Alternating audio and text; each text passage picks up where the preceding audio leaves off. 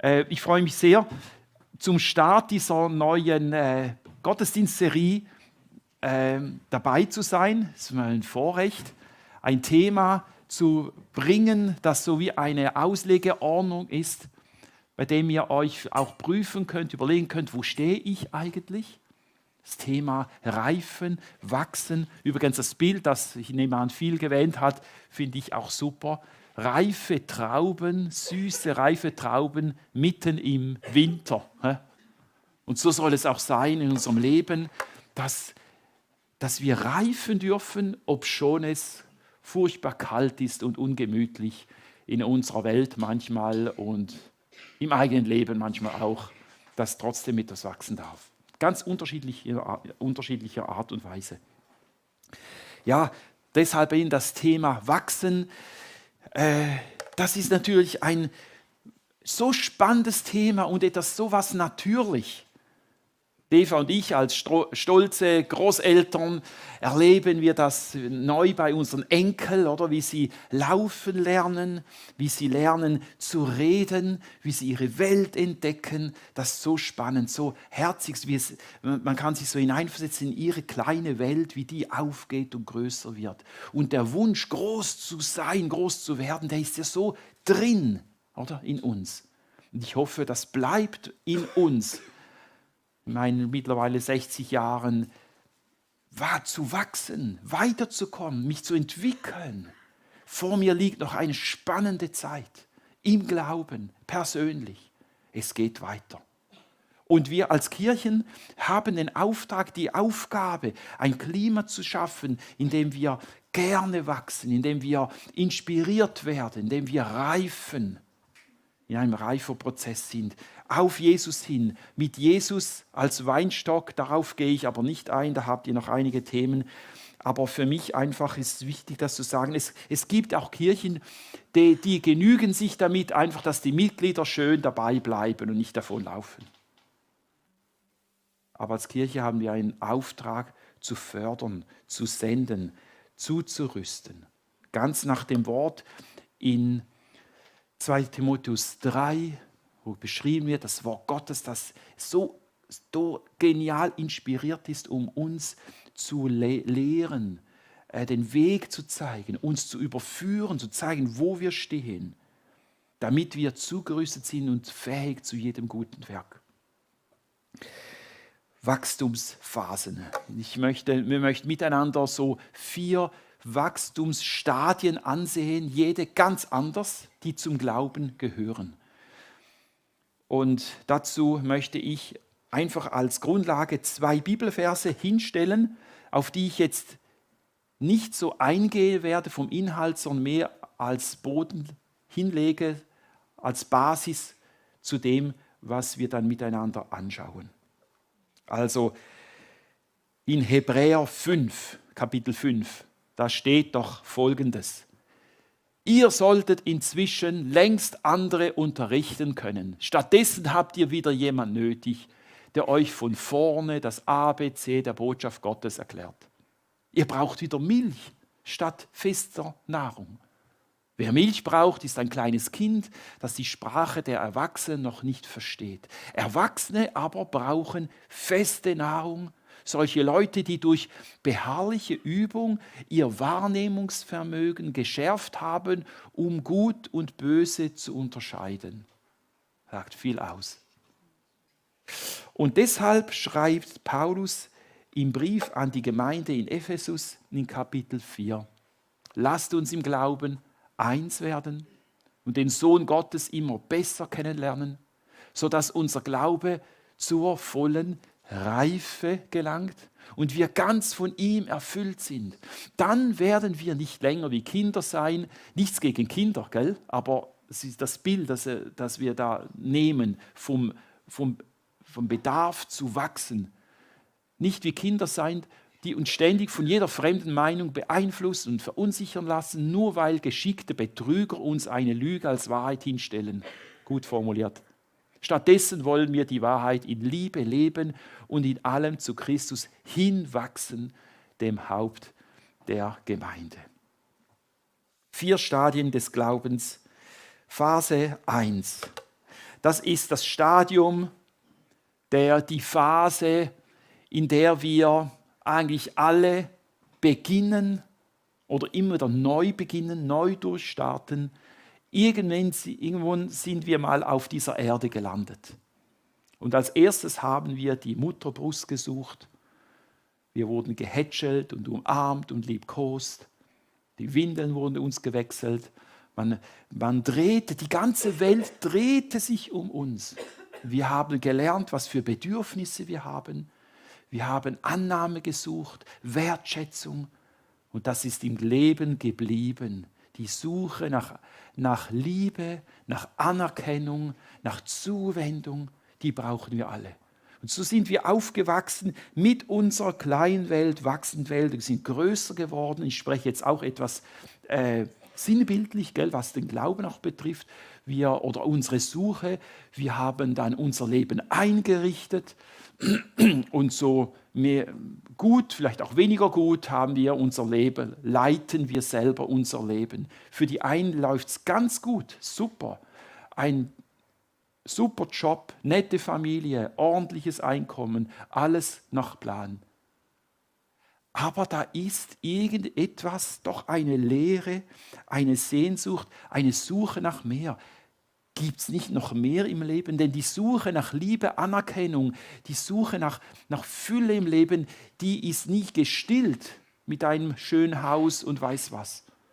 So sind wir in dieser Phase der Orientierungssuche, der Suche nach dem Lebenssinn. Das ist ein ganz wichtiger Moment, ganz wichtige Phase.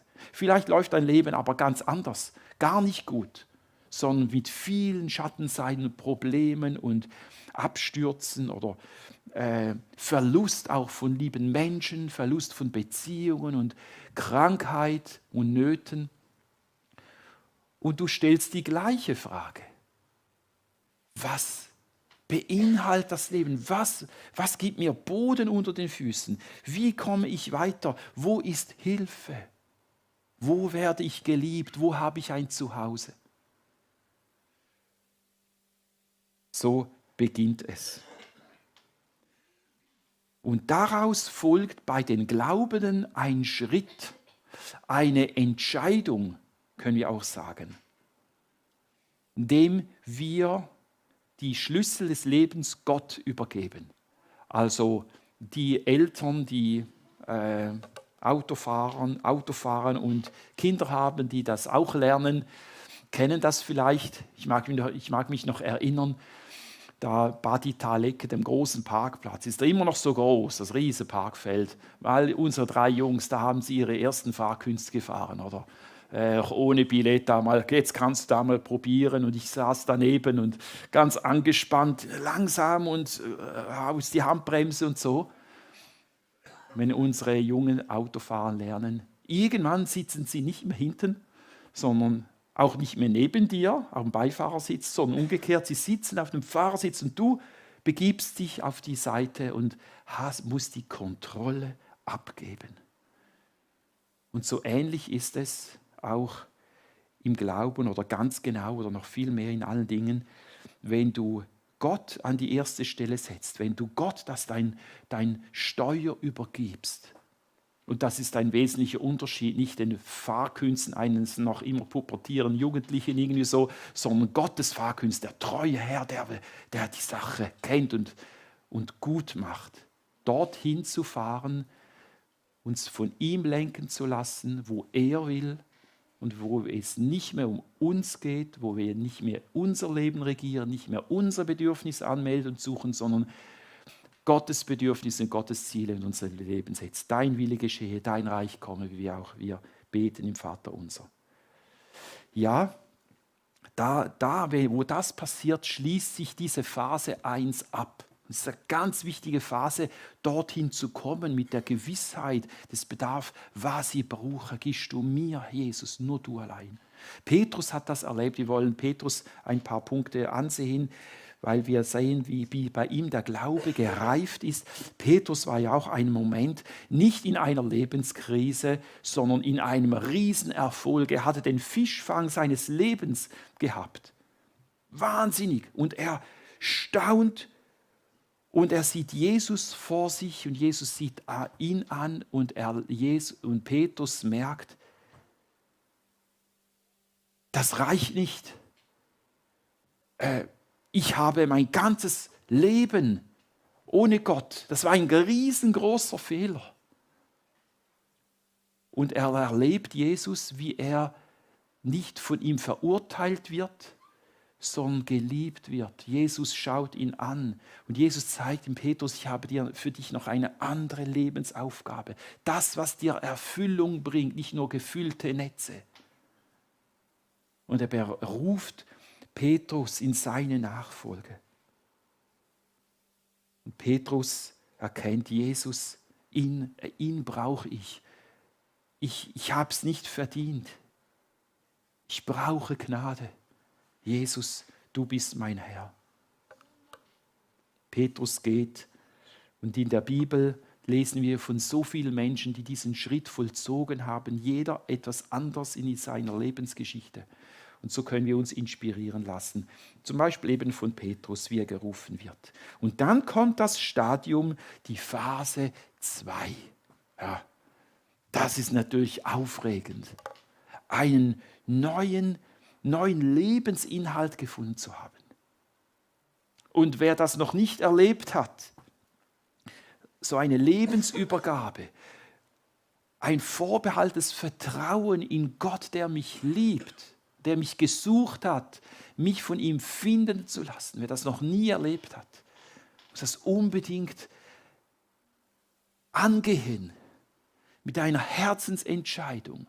Für das sind wir da als Kirchen, um uns diesen Weg zu leiten, wie es nun ist mit diesen ersten Schritten im Glauben. Da ist Start, da ist Begeisterung, alles ist neu aufregend. Gott ist wirklich da. Ich habe wie einen neuen Boden unter den Füßen gekriegt. Vielleicht ist das bei dir, dass Gott dich aus einem dunklen Loch herausgeholt hat. Oder vielleicht, dass er dir gezeigt hat, die ganze Fülle deines Lebens sind Pin-Ups, das spielt nicht so eine Rolle. Du hast Inhalt gefunden, Substanz, Profil. Du lernst, was in Gottes Augen dir hilft, was schlecht ist. Du lernst zu beten, mit Gott zu kommunizieren. Du merkst, wie das ist, wenn du den Glauben teilst in unterschiedlichen Art und Weise, als minileitende Jungschar oder auch in der Schule oder am Arbeitsplatz, Farbe zu bekennen, was das mit dir macht, eine Herausforderung. Du lernst zu vergeben, weil Gott dir vergeben hat. Du liest in der Bibel, jetzt habe ich sie nicht da oben, habe sie da rauf, du blätterst drin und plötzlich sprechen dich die Texte an. Du lebst mit Jesus. Gottesdienste am Sonntag wären für dich unverzichtbar, weil du entdeckt hast, da ist meine eigentliche Familie. Da gehöre ich hin. Und so wird vieles einfach glasklar, richtig, hilfreich. Jesus ist mein Lehrer, er ist mein richtiger Weg, ihm vertraue ich. Eines Tages kommt alles gut.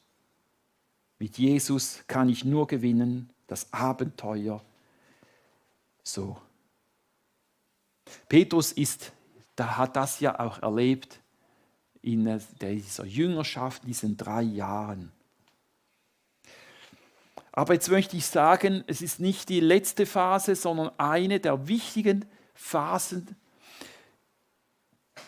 Diese Station, dieses Stadium hat auch seine Grenzen und seinen Schatten, möchte ich mal sagen. Wer zu lange hier bleibt, wird dann mit der Zeit etwas eigenartig oder vielleicht sogar unausstehlich. Wenn man nur dort bleibt. Die Phase 2 ist absolut wichtig, wie beim Sprechen und Laufen lernen der Kinder. Aber wer dort bleibt, wird ein bisschen unbarmherzig, kann etwas verständnislos sein, vielleicht etwas zu selbstsicher. In der Phase 2 funktioniert der Glaube nach der Regel: Wer bittet, empfängt, wer gehorcht, wird gesegnet, was nicht falsch ist. Aber er definiert sich wie über eine Formel etwas. Man kann den Glauben fast erklären, die Welt ist schwarz-weiß. Ich rede etwas überspitzt, aber es geht etwas in diese Richtung. Die Welt des Glaubens, Phase 2, nährt sich noch von Milch und nicht vom Schwarzbrot. Du bist so begeistert. Es kann etwas Kämpferisches in dich reinkommen. Man kann hitzige Diskussionen führen und man kann wie etwas Gott erklären. Der Glaube funktioniert. Man meint, mit Argumenten überzeugen zu können. Bei Petrus war die Leidenschaft derart groß, dass er sogar zum Schwert griff, um seinen Jesus zu verteidigen. Weil er so überzeugt war, was ja richtig ist. Aber Gott lässt uns nicht da. Er führt uns weiter in Stadium 3. Und da geht es um anderes, das wir nicht unbedingt suchen, aber das ganz wichtig ist zu einem Wachstumsprozess, zu einem Reifeprozess. Gott lässt dich nicht stehen, ein Wachstumsschritt, der wehtun kann oder wehtut, ein Wachstumsprozess, ein Reifeprozess in die Tiefe. Wir kommen häufig in diese Phase, wenn Gott uns bestimmte Erfahrungen machen lässt, die wir nicht einordnen, die unschön sind, die uns wehtun im eigenen Leben, vielleicht Krankheit, die ausbrechen, Erfahrungen mit Menschen, die wir auf dem Herzen haben, die uns wichtig sind, was schief geht. Wenn ein Gebet oder viele Gebete um Heilung nicht erhört werden, unser tapferes Zeugnis einfach so in den Wind läuft und wir Menschen um uns haben, die uns entmutigen, eine Ehe zerbricht, ein Kind gerät nicht so, wie er hofft, entwickelt sich nicht so, wie wir uns wünschen, die Firma geht in Konkurs. Da ist eine Person, die betet um einen Partner und Gott erhört nicht. Dinge, mit denen wir klarkommen müssen und irgendwie merken wir so Formeln, die wir uns vielleicht irgendwie ganz unbewusst angelegt haben, wie wir über Glauben, die funktionieren nicht mehr. Es geht nicht mehr so gut. Das Leben passt nicht in eine Schachtel von fraglosen Gewissheiten. Und das sind wichtige Momente, aber sie sind schmerzhaft, weil es scheint, wie Gott uns enttäuscht oder uns im Stich lässt oder in Beziehungen unter Christen, wo es schwieriger wird, weil man sich einfach nicht mehr versteht. Enttäuschung mit Kirche auch, da und dort. Und die schwerste Enttäuschung ist über sich selbst, weil man plötzlich merkt, so gut habe ich es doch nicht gepackt. Man erkennt eigene Abgründe. Ich hätte nie gedacht, dass ich das in meinem Leben zulasse, dass ich mich so schnell versuchen, ablenken lasse, dass ich fähig bin für solche Lieblosigkeit, für solche Ungeduld, dass destruktive Gedanken und Motive mitspielen plötzlich. Jetzt habe ich doch gedacht, ich sei da gewachsen. Wie bei einem Kind, das plötzlich so in die Höhe schießt und es auch mit Wachstumsschmerzen verbunden ist, so haben wir das auch im Leben. Und dann denken wir, ja, jetzt bin ich gar nicht reifer geworden, oder? Aber Gott ist in deinem Leben nun dran und lässt dich in diesem Prozess auch reifen. Ich weiß nicht, wie es dir geht. Kennst du diese Phase? Ich kenne sie. Und diese Zeiten der Verunsicherungen. Es ist wichtig, dass wir nicht aus Angst davor in Phase 2 stecken bleiben. Nein, dass wir durchgehen in diesem reife, tiefe Prozess, aber dann erst recht Kirche brauchen, Gemeinde, dass wir uns dann nicht zurückziehen, denkt, ich passe nicht mehr herein, sondern dass wir dann genau Gemeinschaft bilden und wir Menschen haben, die uns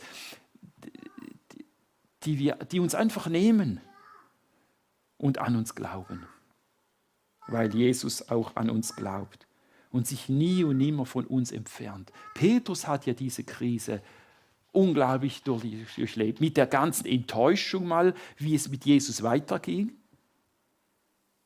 Und dann die immense Enttäuschung über sich selber, dass er sich lieber wärmt am Feuer mit Leuten, denen Jesus total egal waren, als zu seinem Herrn zu stehen. Und hat was für ein Mist hat er erzählt den anderen. Ich kenne Jesus nicht und weiß was. Und er ist so daneben geraten, Petrus. Und erlebt, wie Jesus ihn nicht aufgibt. Jesus lässt sich von seinem Petrus nicht trennen. Lieber geht Jesus durch die Hölle, als seinen Freund aufzugeben. Lieber lässt er sein Leben für ihn, als den Petrus zu verlassen. Du sagst vielleicht, ja, das ist meine Geschichte. Ich wünsche mir, dass du solche Geschichten der neuen Gnade und Hingabe und Leidenschaft Jesu erlebst in diesem Jahr. Das ganz nah am Weinstock sein, diesem Saft der inbrünstigen, leidenschaftlichen Liebe. Und du kommst dann in die Phase 4. Wie wollen wir die Phase 4 beschreiben? Vertrauend. Das ist Anbetung und Reife, habe ich mal so formuliert. Wir haben jetzt nicht nur einfache, klare Erklärungen und simple Formen, wie es läuft. Wir wissen, dass das Leben komplizierter ist, der Glaube komplizierter, weit gefächert, tiefer. Aber alles, was wir in Phase 2 gelernt haben, ist nicht falsch. Das stimmt. Es ist wahr, aber nicht wie eine Formel, wie einfach ein Grundsatz. Und so hat es zu funktionieren, auch bei dir. Wer mehr betet oder wer betet, wird erhört. Ja, aber nicht immer so, wie ich es mir vorstelle. Wer Jesus nachfolgt, darf ein erfülltes Leben haben, aber die Fülle ist vielleicht ganz anders zu sehen, zu erleben. Gott bewahrt uns nicht vor schweren Erfahrungen. Ja, Jesus verändert mein Leben, solange ich lebe. Es gibt dunkle Möglichkeiten meiner Seele. Ich lebe vom Erbarmen Gottes. Und all die Geschichten und Texte in der Bibel sprechen mich nun in einer neuen Tiefe an, weil ich mich da wiederfinde, auch im Leben anderer. Und wenn es schwer und dunkel wird, dann ist er da über dem Abgrund. Er trägt mich, wo ich es nie erwartet hätte.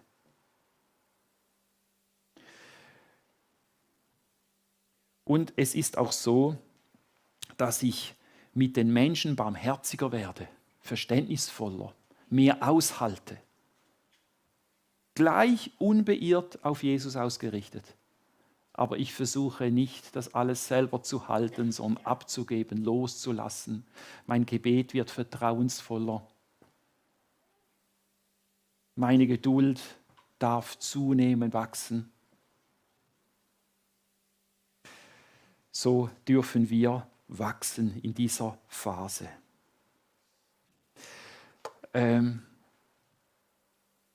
Und jetzt ist natürlich auch meine Frage, wo stehst du? Wer könnte ja so denken, ja, da beginnt es da vorne und dann geht es da durch und dann ist Schluss und dann bin ich am Ziel. Es ist nicht so. Die unterschiedlichen Reifeprozesse, die wiederholen sich. Ich hoffe sehr, dass du immer wieder neu in einen Moment kommst von der Sinnsuche und was brauche ich? Und durchdringst, ja, Jesus allein stillt meine Bedürfnis, meine Sehnsucht. Immer wieder zurückzukommen, Phase 2, der Übergang in Phase 2 in dieser ersten Liebe. Auch ein bisschen verrückt zu sein, radikal zu sein, das hat auch seinen Platz, wenn es nicht Schaden anrichtet. Ja, da sind mir die Jugendlichen ein Vorbild. Ja, die sind manchmal noch dort näher dran oder zeigen das auch, bringen das zum Ausdruck. Unbedingt die Leidenschaft, auch in der Bibel zu lesen und das alles so zu nehmen, wie es da steht. Jawohl, das darf auch sein. Nicht immer die Angst, zu eng, zu fanatisch zu werden, zu fundamentalistisch. Das werden wir wahrscheinlich schon, wenn wir nicht die Phase 3 zulassen, wie Gott dann Geschichte schreibt in deinem und meinem Leben. Und eine Weite bekommt und genau gleich geerdet oder noch mehr geerdet in Jesus Christus. Bist du in der Phase 3, dann wollen wir für dich beten, dass du diese Phase 3 wachsend erlebst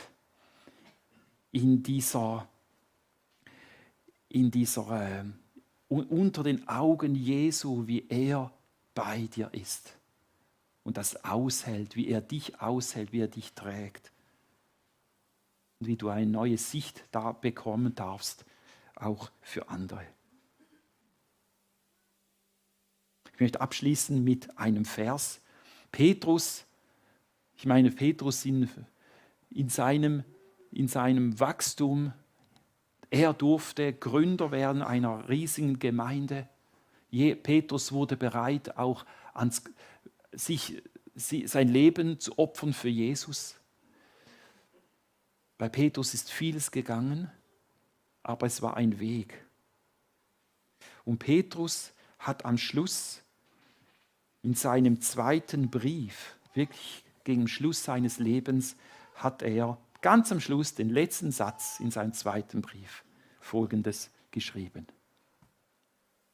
Wachst immer mehr in der Gnade und Erkenntnis unseres Herrn und Retters, Jesus Christus. Das ist sein letztes Wort gesehen. Reift darin. Nimm diesen Weg, es ist ein Abenteuer. Es ist ja schön, wenn man immer darf lernend sein, wenn man es nie fertig wissen muss. Immer lernbereit, wachs darin. Und es ist noch schön, wie es heißt in einer anderen Übersetzung, nehmet zu in der Erfahrung der Gnade und Erkenntnis unseres Herrn und Erlösers, des Messias Jesus. Also nehmt zu in der Gnade, Erkenntnis, aber da steht doch dazu, was damit zusammenhängt, in der Erfahrung der Gnade. Nehmt darin zu und Erkenntnis unseres Herrn, wie er wirklich ist. Er gilt es immer wieder neu zu entdecken und er stellt uns immer der große Fragen, weil er Gott bleibt und ich Menschlein. Unser Erlöser Jesus Christus, er möge dich segnen und dich auf deiner Glaubensreise an der Hand halten. Und es ist so spannend, was vor dir stehen darf. In jeder Phase deines Lebens. Erlebe sie bewusst und freue dich an der Gemeinschaft mit ihm.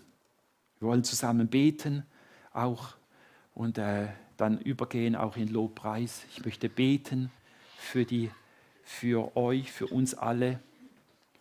Jesus Christus, begegne du uns in der Phase 1, in diesem Prozess, in dem wir suchen und wir tappen uns manchmal dabei, dass wir vielleicht schon lange im Glaube stehen, wieder uns an Dinge hängen möchten oder suchen oder kaufen oder irgendwie was, von dem wir uns mehr erwarten, als es uns erfüllen kann oder mehr erwarten als von dir.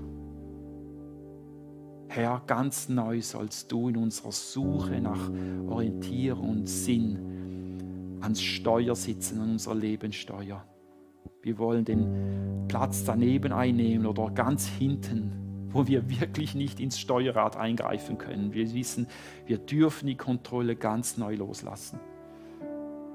Herr, übernimm du die Leitung, Führung unseres Lebens, gerade am Anfang dieses neuen Jahres. Und Herr, ich danke dir, dass du unser Lehrer, Meister bist und indem wir von dir lernen dürfen, durch das Wort Gottes, das du uns aufschließt, im Verstehen von Gemeinde und Gemeinschaft, dass wir 1:1 dir Nachahmer sind und ganz neu die Basics wieder beherzigen in unserem Leben. Ja, Milch ist gesund, die brauchen wir auch. Wir wollen so einfach auch wieder neu den Boden haben. Was gilt bei dir? Lehre du auch Gemeinde Embrach und die Ältesten und die Leiter, dass auch die Lehre, dass die Basics klar sind. Wir nie abgeschlossen haben damit. Und dann bitte ich dich für diejenigen unter uns in Phase 3, wo dann plötzlich Dinge reinbrechen oder Fragen aufkommen, mit denen man nicht gerechnet hat, die man nicht will. Lass uns darin reifen. Schenk uns Geduld darin und danke, dass du dort der Handelnde bist und uns nicht aufgibst. Und danke, Jesus, führst du uns auch in Anbetung, in Liebe, in Weite, in Barmherzigkeit, dass gerade auch dieses Jahr auch davon geprägt sein darf und wachsen darf. Amen. Danke.